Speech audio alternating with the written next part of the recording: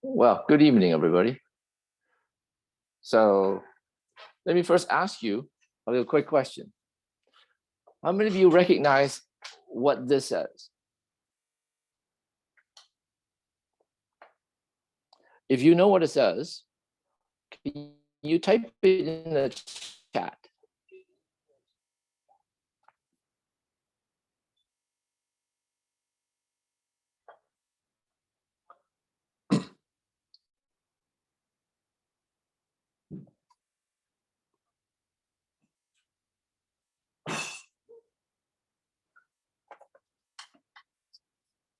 So those of you who might recognize this are young people, are very familiar with this kind of texting. Young people are used to writing like this to each other, but in school, our teachers don't use this. So for those of us who are old enough to understand what this is, actually, maybe we need to figure out if people actually can access the chat. Can everybody say hi in the chat? So can everybody go to the Zoom meeting under the chat window? Okay, I see Helen. Okay, so those of you who well, welcome Helen and Sophia and Melanie and Hannah. Well, welcome everybody. So if you know, I'll give you guys a chance to, if you know what these items are. Oh, someone has guessed. Oh no, my gods. So I think it's time to reveal.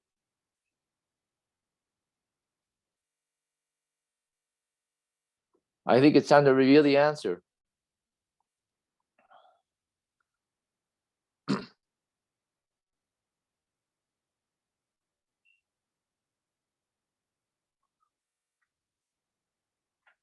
These are your commandments.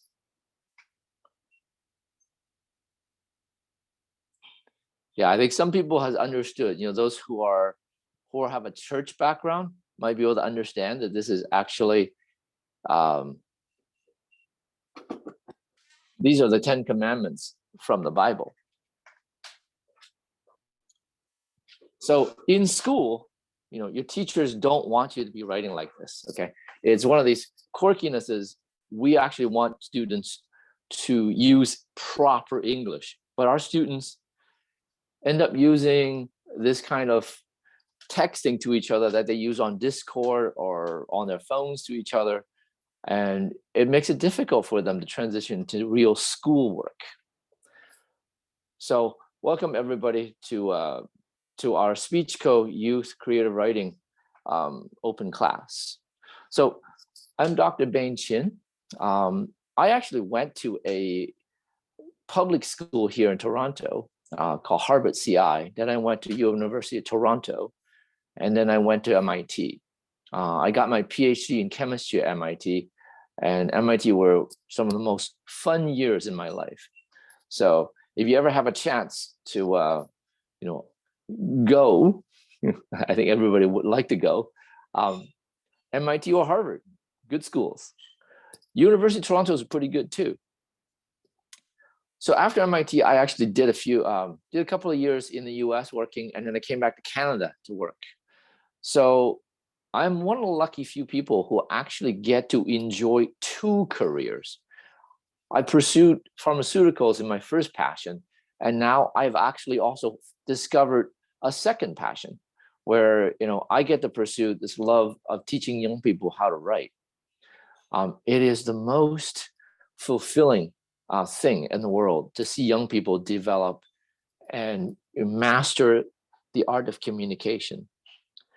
So what I learned in years after I graduated and worked and took a project management course, that communication is actually only 20% what you say. It's actually 80% how you say it. It is shocking that the things that we try to communicate is so difficult. So for a lot of young people, communication, to them, they just talk. But in school, you're required to write. So you lose, the body language. You can't use those tools. In school, you're forced to communicate your ideas by writing it down. But by writing it down, you're also forced to learn how to communicate effectively. Logic. You need to know how to get people to understand what you say just in the written word. And the other thing that you have to do when you communicate, you can't just give them facts and figures. You actually show that you care, and you have to show them that you are on their side. You have to show that your interests and their interests are aligned. So here in Canada, our schools emphasize creativity and individualism. It's very different from learning in China. In China, they make you memorize a bunch of stuff and make you recite a bunch of stuff. But here in Canada, what they want is independent, critical thinking. So students here in Canada need to know how to actually formulate their ideas and communicate their ideas. It's very little about copying stuff. There's tons of stuff on the internet. You may be able to Google everything, but you still, in the end, you have to express your own opinion. So, the Chinese system is based on copying others' work and reciting others' work. There's a different system in Finland, which emphasizes individualism, and they want everybody to, just pursue their happiness and learn. And the funny thing is that in Finland, the rate of graduation for universities, for people going to university, is the highest in the world. So somehow, their system is one of the best in the world, but they have very little homework and they test very little. And one of the secrets, I wanted to figure that out, what they do to make it so different. Their main idea is that children have curiosity. And if we can tap into children's curiosity, they will learn.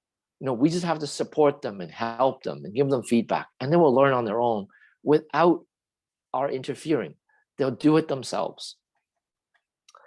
So, here in Canada, our schools, we want our students to do well.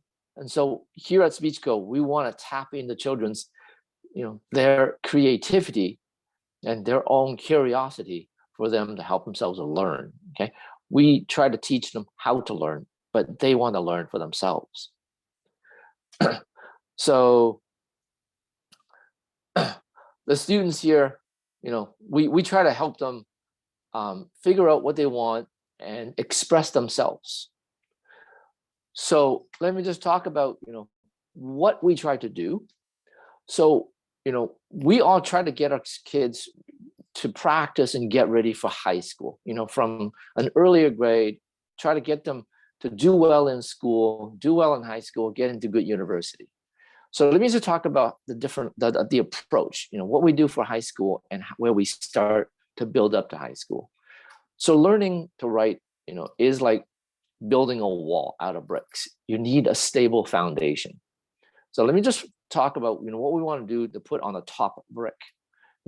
First, the top brick is actually not high school. It's actually university. But high school is trying to prepare you for university. And at SpeechCo, we offer courses from grade 3 all the way to high school. So let's just talk about, what we're trying to do in high school first. Students in high school need to prepare to do essays and book reports and history papers and biographies, science papers, geography papers, poetry. You need to kind of deal with Shakespeare, and they also need to do presentations to be able to do speech. Or all those skills that they need, we need to build up to that. They need fundamentals. And what I'm talking about is in writing, those are like your vocabulary, your grammar, punctuation, and knowing how to express the 5 W's. So here at Speech Co, we start our programs, from grade 3 to 4, all the way to high school. And the classes are offered in a range. If your child is advanced, you might want to put them in a higher class. If they're struggling, you might want to put them into an earlier class. That's all it is. And we try to give them a chance to practice and build on their skills. So let's just talk about what do they need in a foundation kind of a way, okay? So when they're young, we start with grade 3 and 4, we try to get them to read and comprehend, and then get them to write. We show them how to tell stories by giving them some short stories to read, and for them to write and practice their grammar, their vocabulary, punctuation. They need to be able to, put out the setting of a story, like the time and the place, write down the events, which is like the plot, the characters, who's involved, the who, and a theme for the story, a reason why to have a story. So the 5 W's. We also teach them how to write in conversation, use the first person voice or third person voice, and also when they're telling a story to show evidence instead of just giving an opinion. So, this is the foundation, and these skills will carry on to the higher grades. So in higher grades, we still practice those skills, but we add on to it. We start, incorporating that they need to write essays to show their opinions. They still need to tell stories. We get them to practice writing a letter, maybe to the Prime Minister or to Mom on Mother's Day. Get them to write a biography about somebody famous. Help them learn how to write a speech, in support of our speech program. And then in grade 7, by 7 and 8, we're trying to prepare them to do work, get ready for high school. So on top of the things that they've been practicing in grade 3, 4, 5, 6, and so on, we add on new things that are more aligned with high school, like history papers or science papers, and do poetry. So students take these skills and they practice, and hopefully they will just learn more and more and build on the skills so they can reach proficiency in high school. So the goal is pretty simple. We want the students to improve. So from whatever level they are, the goal is to get them to be better, to improve their writing, to improve their reading and comprehension. They need to learn what to look for when they're reading, things like taking notes, and learn what to write and also how to write. So I want to just give you an example of a young lady that we've had in our course for a few years. When I first met Sophie, she actually asked me the question, like, what do I write? So it was the start of our journey. And later on, a year later, she will write stories with some information. I think I remember her telling a story about meeting UFOs. And she would say, like, I would just hide in the closet and eat crackers until they leave. Something funny like that. But after a couple of years, Sophie has transformed, and I can see the difference because students who haven't taken the course compared to Sophie, Sophie knows how to kind of like put down all those 5 W's and tell a whole story. So recently we were writing a story about playing on an island, a fantasy island where you get all the toys to play with. While the other kids were talking about playing with toys, Sophie was concerned about looking after the staff that was on the island. She asked me, Bain, if one of the staff on the island, is not doing their job right, can I fire them? And I said, okay, sure. And then but I also said, make sure you replace the staff with good staff. And then she went and made sure that everybody on the island was doing a good job. And she basically turned the island, into her own island. She became the boss of the island. And when I see a transformation like that, it is so amazing to see someone who started tentatively and then transform into somebody who can express all those ideas. It's pretty amazing. So let me just tell you about a typical class. Now, when we want to learn to write, in school, they may teach you from a novel, but I feel like a novel is too long. How are you supposed to write by the example from a novel? Do they expect you to write a novel? So I think the approach is better if we start with a short story, something short, like 2 to 10 pages long, so the students can actually model it after, and write it like it, write something themselves in that way. So we start with reading and comprehension and note-taking, and everybody has a chance to, digest the story. Then we go into a discussion session where we analyze the story on the 5 W's. Who's in the story, where and when, the plot, what happened, and the point of the story, the why of the story, or the theme of the story. And we go into detail, and this is where we get students to learn to look into a story and delve deeply and figure out, what does it mean? And then they should write their own story based on what we learned.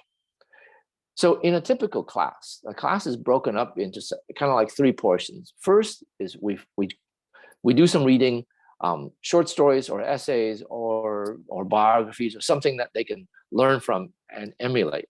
And then we go into discussion. We talk about things that, that can help them. And then they get to write their own. It's time for them to practice. So one of the things that we spend a lot of time on is helping the students figure out what to write. A lot of students actually have this question like, well, we have a theme, but what can I write on about? They don't know how to start. And we try to get them to like use their own experiences. Like, for instance, talking about culture. The theme may be culture, and so they would need to write something about culture. So I would ask them, like, do you celebrate Chinese New Year? What happens, during dinner, during Chinese New Year? That's your culture. Or maybe they want to talk about, or the theme may be an adventure, and I ask them, did you go on vacation with your family? What do you do during that time? And so we try to get the students to think about their own background and use that information to express themselves, to express their own views and express their own experiences. But the point is, it's a chance for them to write. And they also get feedback on what they write. That's really a really important part. The feedback is how they learn, how to improve on what they wrote. Now, I talked about, short stories. We try to get the students to practice writing short stories. From grade 3 onwards, we try to get them to write short stories, because short stories is what supports essays. Now, when a teacher tells you to write, the typical essay with 3 paragraphs, what they want is to talk about 3 points. And those 3 points need supporting evidence. Basically, you need to tell 3 stories to form a good essay. So I've seen students not give a story, and their essays are very weak. But if you pick the right story, it really shows, because you need to show the evidence, not just tell your opinion. So stories support essays, and we get the students to practice writing stories. Now, also, in school, students are typically required to learn Shakespeare. And in our class, this is one feedback from one of the students. A high school student said that when we did Romeo and Juliet in school, it was boring.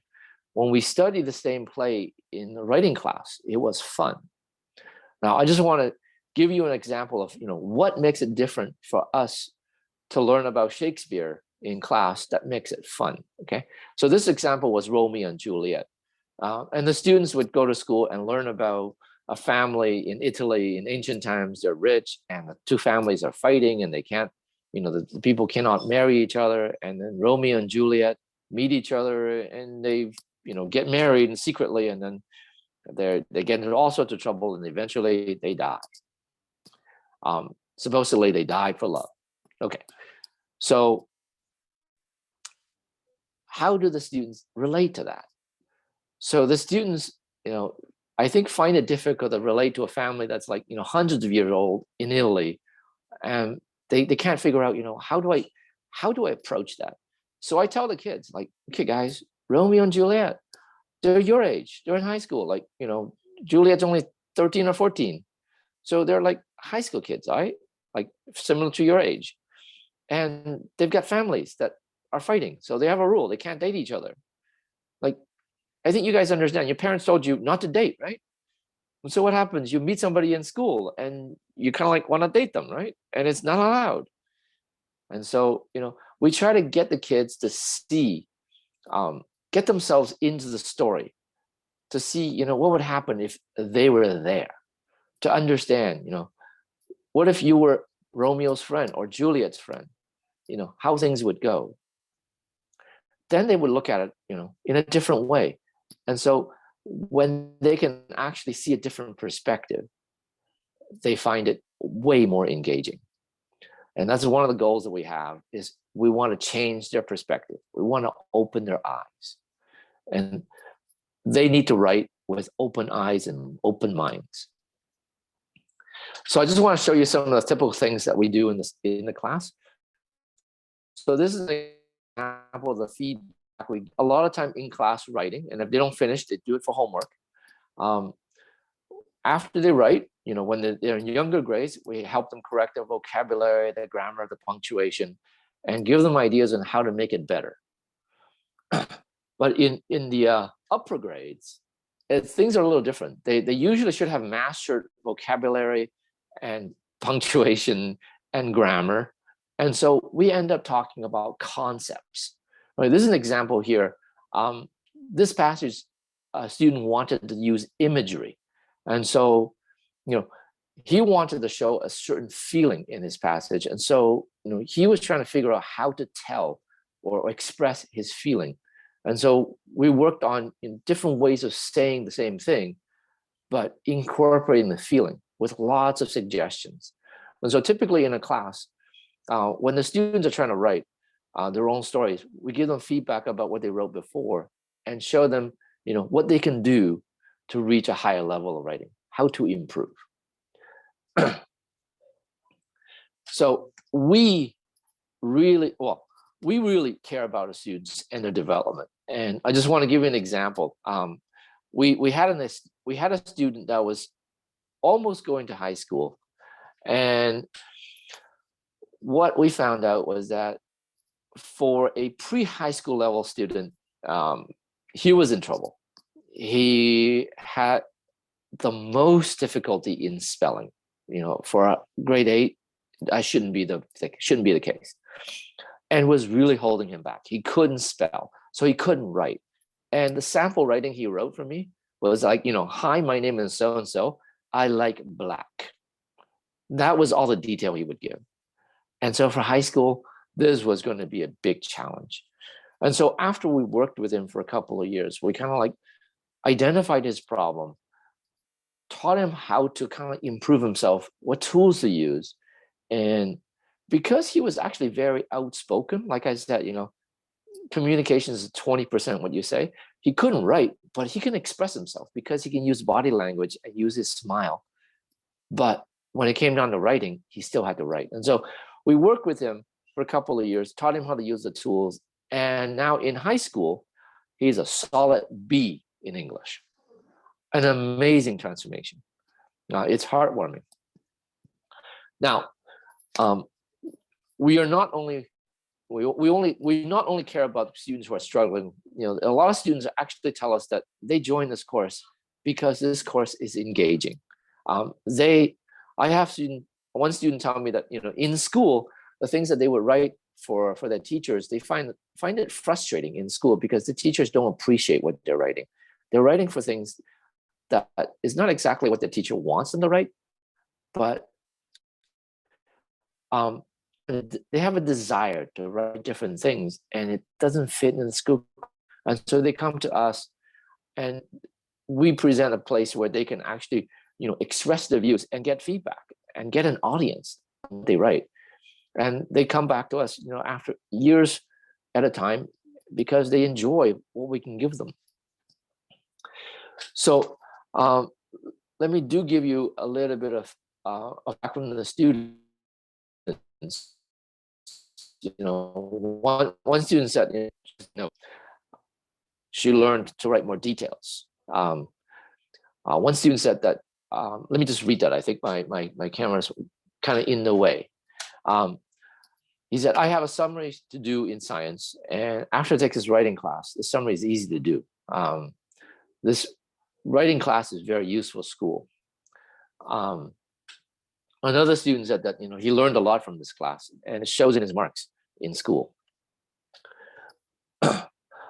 Sometimes we get feedback from the parents, and this is very precious. When we see a feedback from the parents, they get to make an observation about their child. And I think Vanessa's mom mentioned that Vanessa's writing is improved, but funny thing is her Chinese writing is also improved because she takes the time to organize her thoughts before she writes.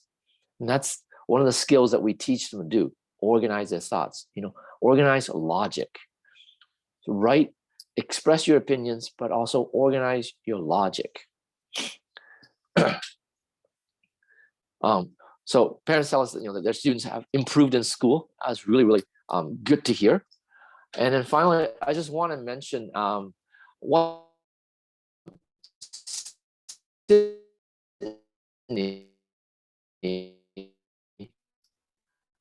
She was with us 8. Several years later, high school level 2 course. She stayed with us with several years. And I asked her, what was the reason why she wanted to come back to this course year after year?